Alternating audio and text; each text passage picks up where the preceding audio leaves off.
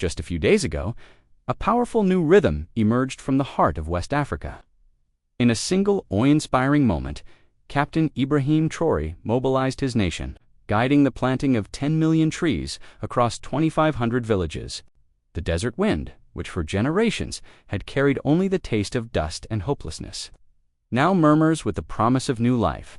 And at the very center of this green uprising are 10,000 women, with hands calloused from their work and voices gentle with prayer. They are cultivating the seeds of a tomorrow they may not live to see, yet one they believe in with the full force of their being. While Western powers continue to debate climate policies and carbon markets, Burkina Faso is taking decisive action.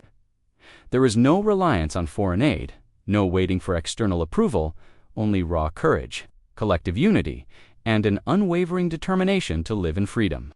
These women are not merely planting trees. They are embedding liberty, dignity, and hope into the fractured earth of the Sahel. But what was Traoré's method? How did a young military captain ignite a movement so profound that it could transform barren land into a living, breathing forest? Remain with us, because this is more than just a passing story. This is the future our ancestors envisioned. Subscribe and unite with us for an Africa that will never again be brought to its knees, and may divine providence oversee this sacred journey. Amen. The narrative of Burkina Faso's Green Renaissance does not start with media headlines or cold statistics. It starts with scorched earth, cracked and broken by years of relentless drought, and the resolve of a people who refused to surrender. Long before the global community took notice, villages all across the Sahel were silently succumbing in their struggle against the encroaching desert. Our wells were going dry, our harvests were failing, and the very ground felt like it was dying, one elder recounted. We understood that if we took no action, we would simply be swept away by the dust. Under the stewardship of Captain Ibrahim Traoré, this story of decline began to change. Renowned for his impassioned speeches and his bold rejection of foreign interference, Traoré focused his attention not only on political sovereignty, but on the land itself. His conviction was foundational and clear. A nation that cannot sustain itself with its own food is a nation that cannot stand with pride. In June of 2025, Traoré initiated an unparalleled campaign. On the country's National Tree Planting Day, 5 million trees were put into the ground in a single hour, an accomplishment that stunned observers across the globe. International news agencies questioned how a landlocked nation with scarce resources could achieve such a remarkable feat. The answer, as Traoré explained, was found in the hands of his people. It is the people who will redeem this nation, not foreign assistance, he declared. It is their labor, their hands, and their hope that will breathe life back into this desert. Among this populace, 10,000 women became the lifeblood of the mission. They were not combatants in uniform, but warriors of endurance.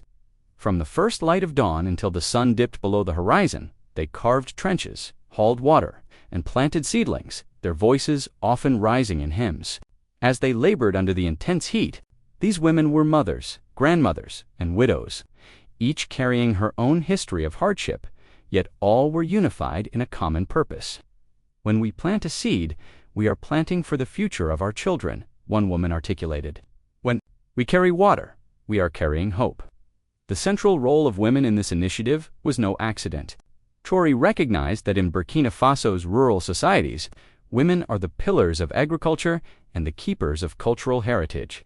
By empowering them, he was not only growing a forest, but also cultivating the seeds of a profound social transformation. He frequently remarked, "Give a woman a spade, and she will build a village. Give her a forest, and she will build a nation." The accounts of these women tell a story that raw data never could. Picture Awa, a matriarch at 65, her spine curved from decades of carrying firewood and pails of water. "In my lifetime, I have watched this earth transform from fertile green to barren brown," she says, "but I am determined to witness its return to life before my time is over." When she places a young sapling into the ground, she whispers the name of her late husband, holding the belief that each tree represents not just life for the soil, but a cherished memory preserved for the generations that will follow. This movement has a deeply spiritual dimension. Churches and mosques throughout Burkina Faso now conduct blessings for the seedlings before they are planted.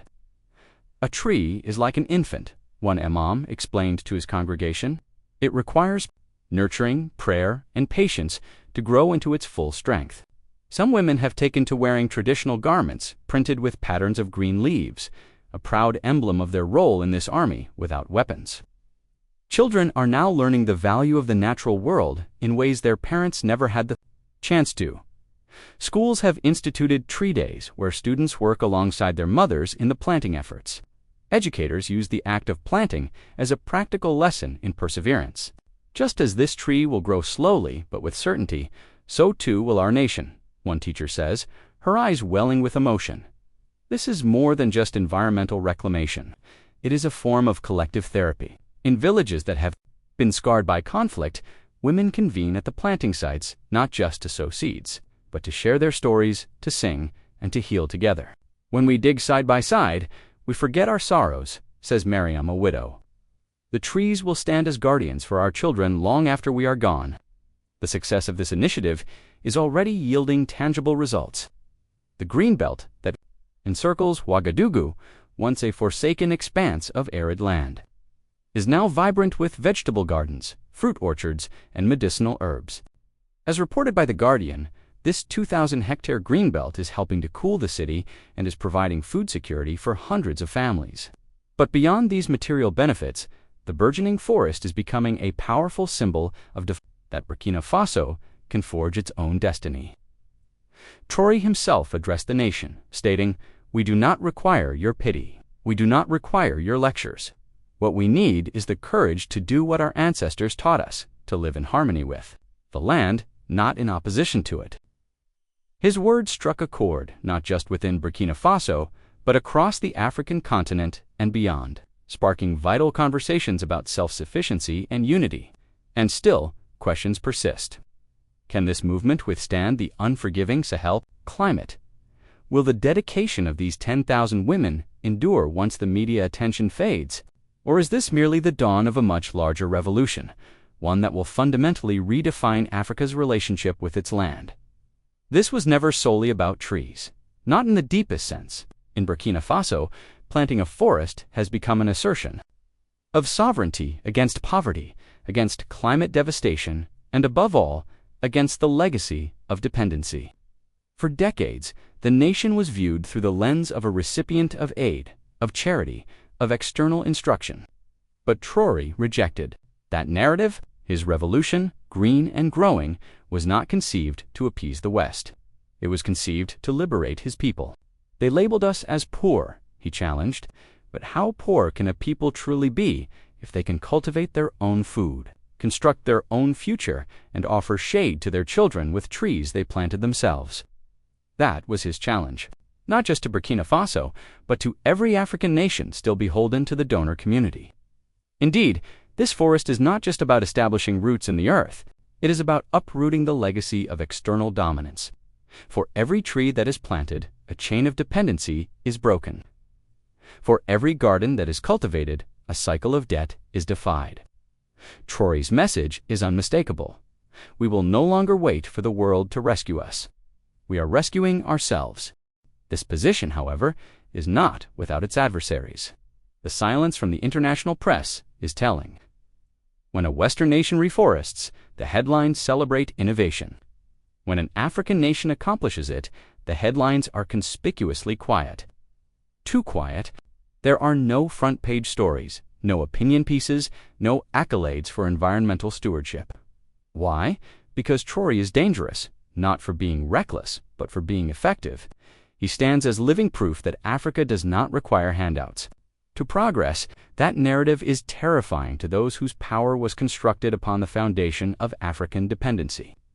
As one analyst observed, Traore is proceeding without seeking approval, and for certain powers, that is the most profound challenge imaginable. Let us be frank, there are entities that would prefer to see this forest wither, not because they have an aversion to trees, but because they fear the independence that these trees symbolize. Every seedling is a declaration. We are sufficient. And at the core of this declaration are the women, 10,000 strong. They understand what is at stake. We are not just digging in the dirt, one said. We are erasing the old falsehoods that told us we could not lead, that we could not grow, that we were destined to wait for help. To some, their work may seem humble, but to the old powers that once drew Africa's borders and dictated its budgets, it is nothing short of revolutionary. These women are not marching in protest. They are tilling the land in defiance. And within that soil lies a question that the world must now confront. If you believe this is what Africa has needed all along, type Amen in the comments below. Because this is not a photo opportunity for a Western NGO. This is not a hollow promise made at a global conference. This is not about planting a few saplings and flying back to Geneva. This is grassroots, ground-up woman-led transformation. And yes, it is succeeding. As of July 2025, over 12,000 hectares of degraded land have been brought back to life. Rainfall patterns around the pilot zones are showing marked improvement. Groundwater retention has increased. Crop yields have doubled in some regions. These are not projections. These are realities on the ground. But do not expect to see this featured on your evening news. The success in Burkina Faso challenges too many deeply held assumptions about poverty, about gender, and about power. So instead, they whisper, they question, they dismiss. Yet the trees continue to rise. The women continue to plant. The desert continues to retreat, and Captain Ibrahim, he continues to march forward. As he stated at a recent rally, the world does not have to have faith in us. We have faith in ourselves, and that is all that matters. This narrative is not confined to Burkina Faso. It speaks to every Black community that has ever been instructed to wait for permission, to settle for less, to remain unheard. When Captain Ibrahim Traoré speaks of planting forests, he is also speaking of planting dignity, the kind of dignity that has been stolen from Black hands over centuries. This is not just about Africa. This is about us, says a community elder in Ouagadougou. It's about every generation that built but was never allowed to own, that sacrificed but never tasted freedom. From the cotton plantations of Alabama to the sugar fields of Haiti. The story is tragically familiar. Black labor building white empires while Black nations were left to struggle. But Traoré's movement is a declaration of no more. His vision serves as a mirror for African Americans, for Caribbeans, for every descendant of the diaspora who dreams of self-determination. Think of the historical echoes. In 1955, Rosa Parks' refusal to yield her seat ignited the Montgomery bus boycott, a movement built upon ordinary people confronting a powerful, unjust system. Today, 10,000 women in Burkina Faso are standing with shovels and seeds, confronting not segregated buses, but the creeping desert. Their courage resonates with that very same spirit of resistance. The Harlem Renaissance, the civil rights marches, the resounding chants of "We shall overcome," these were not merely American struggles. They were chapters in a global saga of Black resilience. In the same vein, this forest is not just a Burkinabe achievement. It belongs to every soul who believes that Black communities deserve more than mere survival. They deserve to flourish. Traoré himself has articulated this connection. In a speech earlier this year, he proclaimed, "Our brothers and sisters across the diaspora must know that Africa is not waiting. We are not begging, we are building. And every tree we plant is a message that freedom is our own to claim." This narrative is powerful because it intrinsically links the land to identity. Tending to the earth is transformed from a simple agricultural act into a profound statement of being. It is, as one local pastor described it, a baptism of the soil. The symbolism is profound. Water, once viewed as a scarce and fragile commodity, now flows through newly constructed irrigation channels. These channels are like veins. Life to a land once written off as barren, and the women, the mothers and grandmothers are the very heartbeat of it all. We have marched for freedom. We have worked for justice. But how often have we owned the blueprint? Asks an African American historian who visited the project. His words strike a chord because the answer has always been, not often enough. Too frequently, Black progress has been contingent upon external validation, a grant, a permit, a foreign loan. But here in Burkina Faso, the blueprint belongs to them. This is why the story touches something raw, especially for older Black Americans. They remember segregation. They remember being told they were inferior. Watching 10,000 African women reclaim their land feels like watching a younger sister rise, stronger than ever before. And it is not just history, it is prophecy. If Africa can stand tall, then the narrative of black inferiority finally crumbles for good. That is why this forest matters far beyond its physical borders. In the words of Traore, when we plant, we are not planting trees. We are planting freedom for every black child everywhere. The forest is far from complete. If anything, it has only just begun. In a recent governmental address, Captain Ibrahim Traoré detailed the next phase of Burkina Faso's environmental revolution, a campaign to plant 20 million more trees. Before the end of 2025, and unlike so many ambitious government pledges, this one is already in motion. Local governments have activated village councils. Schools have integrated tree planting into their core curriculum. Engineers are diligently working to expand the network of solar-powered water pumps that sustain the saplings through the dry season. From the northern regions near Gibbo to the southern valleys of Gawa, the landscape itself is undergoing a transformation. But this initiative is about more than just planting trees. Traoré is constructing a future where Burkina Faso produces its own food, manages its own water resources, and exports more than just raw commodities. He has stated it plainly. We are not reforesting to impress others. We are reforesting to survive and then to thrive. Already, the economic impact is being felt. Entire communities are now earning their livelihoods through reforestation efforts. Nurseries cultivating native tree species have become local enterprises. Women who once relied on international food aid are now selling fruits, shea butter, and medicinal herbs harvested from their own forest plots. This is a different kind of revolution, one that does not advance with rifles but with watering cans. And the world is taking notice, though some still refuse to fully acknowledge it. Development agencies are discreetly requesting progress reports. Scientists are studying the microclimate shifts in Burkina Faso. Even skeptical neighboring nations are dispatching delegations to witness the transformation firsthand.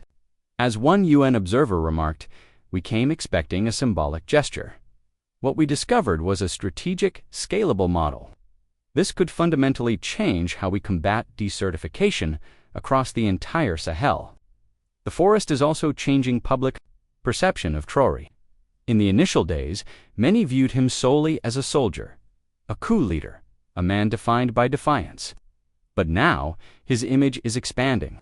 He is no longer just the face of rebellion. He is becoming the architect of national recovery.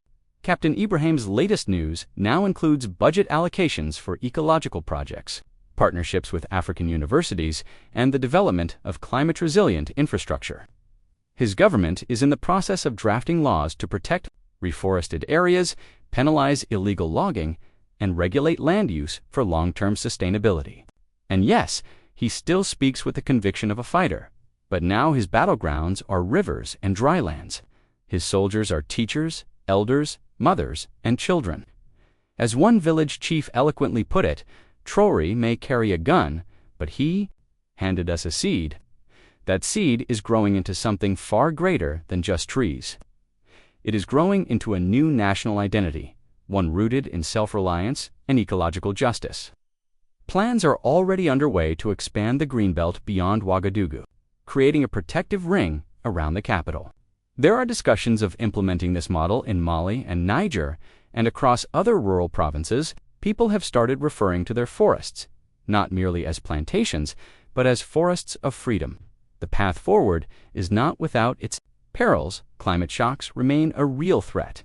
Funding gaps still exist. There are whispers of sabotage, of arson in newly planted zones, but the people are not discouraged. As Traoré proclaimed on Independence Day, even if they burn what we plant, they cannot burn what we believe. And that belief is growing faster than any tree. What is unfolding in Burkina Faso is starting to create ripples beyond its borders.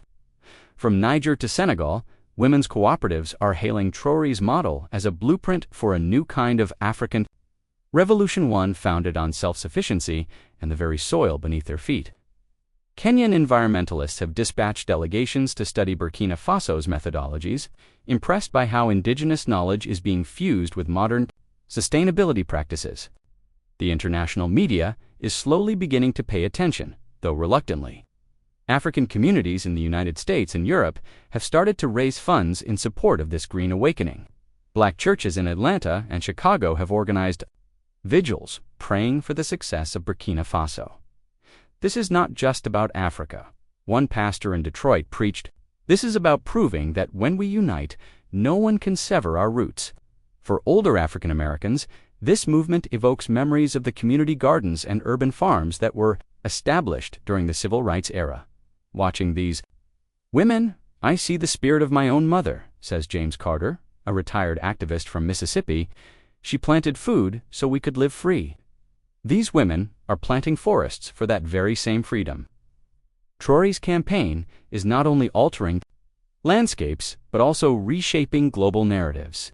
It directly challenges the old colonial mindset that Africa must wait for outsiders to come to its rescue. Instead, it boldly declares, "We are saving ourselves."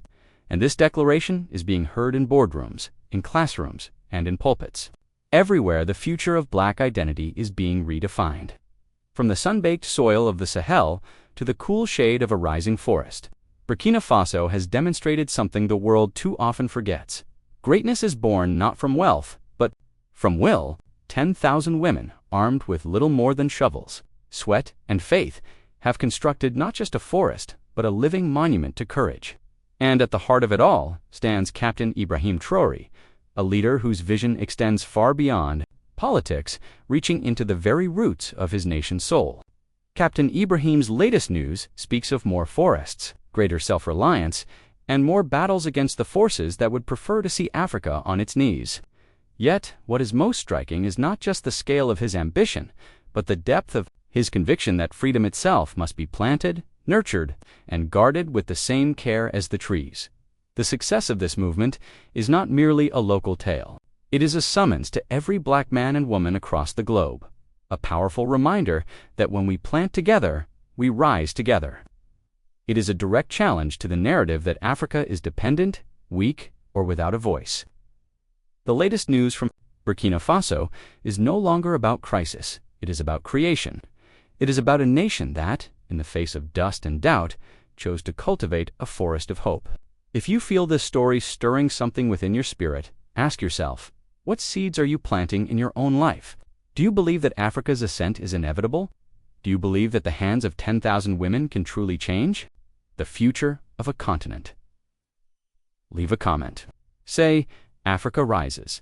If you believe this vision belongs to all of us, the latest news on Captain Ibrahim is still being written, one tree at a time.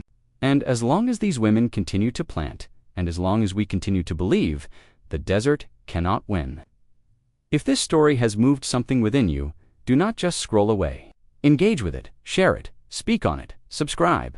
They have hidden our history for long enough. Let us now proclaim our future out loud. Thank you for being with us. We will see you in the next story, the kind they still do not want you to hear.